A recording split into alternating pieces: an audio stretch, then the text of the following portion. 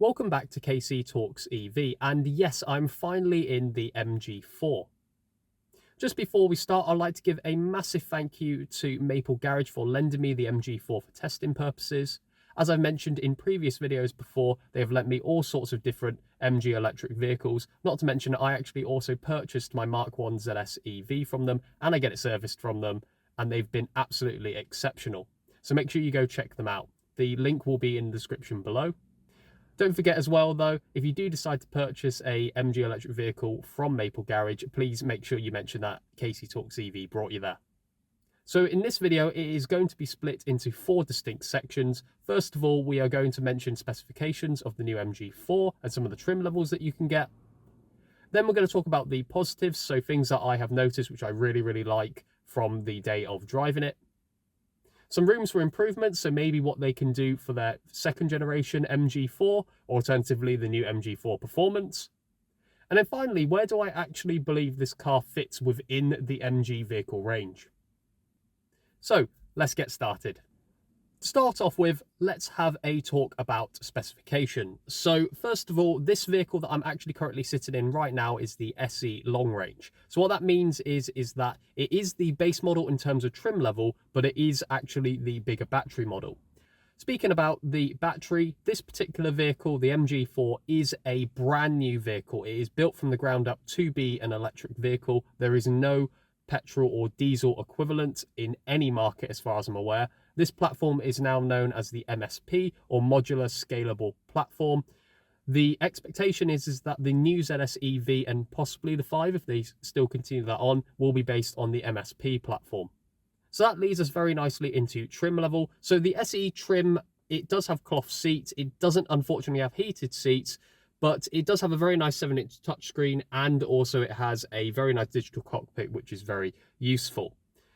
To be quite honest, I can kind of understand that the heated seats and, for example, the heated steering wheel is a luxury. One thing that I do miss, however, from my ZS EV is a rear parking camera. If you upgrade to the Trophy, which is the top spec model, you do actually get 360 cameras as well. Another thing that you do get with the SE, however, is, as far as I'm aware, remote preheat, which is very useful using the iSmart app. So talking about trim levels, the SE standard range starts from 29,995, which is really competitive when you compare it to, for example, the VW ID3. The next step up is the SE long range, which is 28,995, so you get the bigger 64 kilowatt hour available capacity battery. And then finally, the top spec model starts at 31,995, and that includes things like the 360 view camera, the heated seats, heated steering wheel, etc. And it also has a 64 kilowatt hour battery pack. So what do I think is really positive about the new MG4? First of all, I really want to say that actually this is one of the best MGs to drive. I believe that actually building it on the MSP platform has made it so that essentially there's no sort of extra baggage. It really does handle exceptionally well, and I cannot wait for the MG4 Performance. If that genuinely has 450 horsepower, all-wheel drive, and it's going to cost at 35 grand, I think I will just buy one immediately, I think, at this point. But yeah, this really does set the tone for the new Performance model, and if I'm honest, even this standard model is really good. The second thing to mention is that actually, in terms of the interior, and again, talking about the MSP platform, the fact that this is not based on any form of internal combustion engine vehicle or ICE vehicle basically means that you do get a lot more interior space. I've got a few shots of it here, and as you can see, it is a lot more clean, it is a lot more open. However, in the rooms for improvement bit, I will mention why clean may not necessarily be a good thing. Finally, and this has been a big bugbear of me for any MG electric vehicle, basically the auto high beam finally is working very well. I finally tested it on the MG4 and it just works as it should. It cuts off when, for example, it detects an oncoming vehicle. I could not say that for example, the MG5, the MG5 long range, or the Mark II ZS EV, or my Mark 1 for that matter. Essentially, it's absolutely dreadful. I tested it on all the vehicles, and effectively I've just disabled it instantly. By the way, talking about the auto high beam, the LED headlights, which do come as standard as far as I'm aware with all MG4 vehicles, They're not as good, in my opinion, as the long-range ZS EV. That was just blinding at this point. I'll show some footage of that here. But essentially, the MG4 at least is absolutely fine. I mean, these are good LED tail lights and headlights. They're absolutely fine. And I think the testament to that is sometimes it is a bit difficult to tell whether you are on high beam. So in this section, it is about rooms for improvement. Now, these are definitely not make or break things. They don't ruin the car, for example. But I would say that, especially coming from my Mk1 ZS EV and all of the other MG electric vehicles, it is a bit annoying. The first one is actually the infotainment system. Now, the infotainment system is very slick. It works absolutely fine. But I don't like the fact that in order to, for example, control climate control settings and things, you have to go into a menu. I really don't like that. It's a lot more of a hazard, for example, while driving compared to physical buttons. Now, the long-range ZS EV did start to go away from the actual turn type dials and things for climate control and fan speed, but the fact that this has even gone away with the toggle switches for increase or decrease in temperature or fan speed and things really does make it annoying.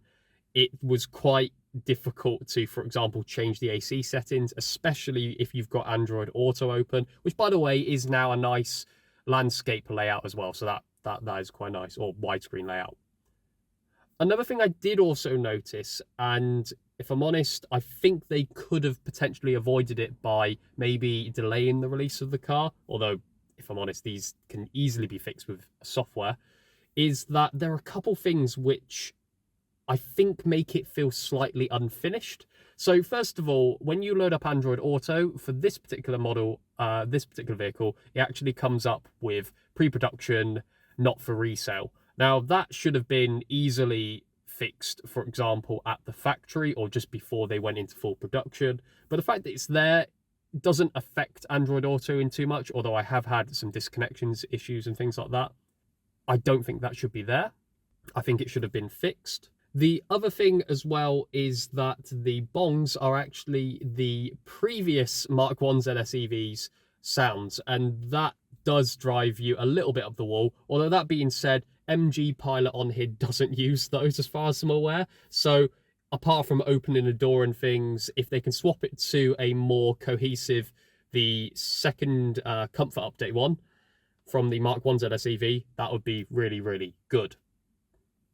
Oh, one other thing that I do believe can be a better room for improvement is the boot. Now, the boot capacity is 363 litres, so it is significantly less compared to the ZS EV, although that is a bigger car after all. But the one thing that is a bit of a problem, I think, especially if, for example, you're carrying luggage, is that the boot floor is not movable. It's not, you can't raise it and you can't lower it. The good news is, though, is that the seats do actually fold pretty much flat now, but the fact that it doesn't have a false boot floor in order to raise the profile, so it's a lot more easier to push things to the front of the car, does cause some issues for some people. For me, at least, it's not the biggest issue, but it is one thing to consider. Finally, what do I think about the new MG4? And to put it simply, it is brilliant. In terms of pricing, for example, it's extremely competitive with its main competitor, which in my opinion is the VW ID3.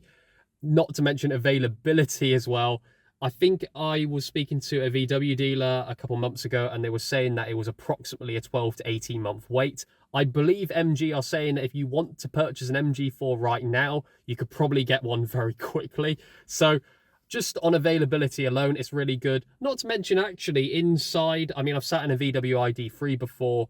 I personally think that the interior quality has kind of been downgraded on a lot of VWs more recently, and MG have just gone up in leaps and bounds. So, to be quite honest, I don't think actually that there's that much difference between the VW ID3 and the MG4.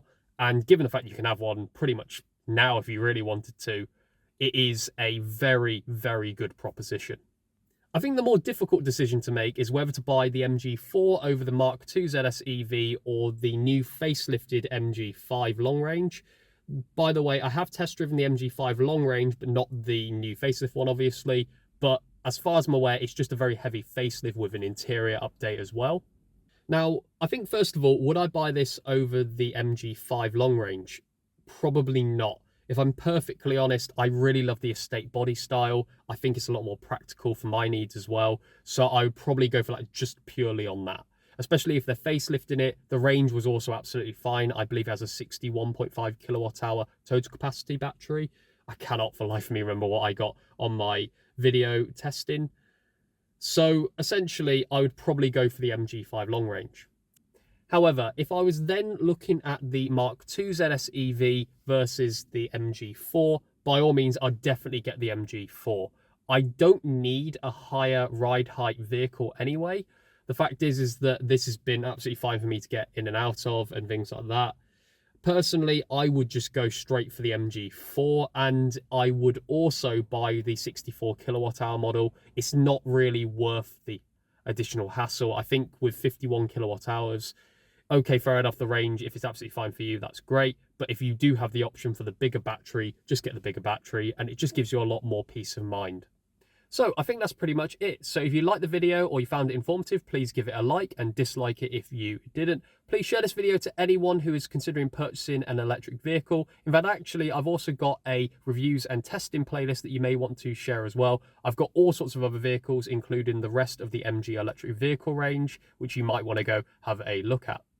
Finally, if you're not already, please subscribe. It really does help me out, and also click on that bell icon so you are notified of, for example, the MG4 range test video. By the way, there unfortunately won't be a charging curve test video. I might have to put that for another time, but essentially the range test is still a pretty good watch. So I think that is pretty much it. So thank you for watching, and talk to you later.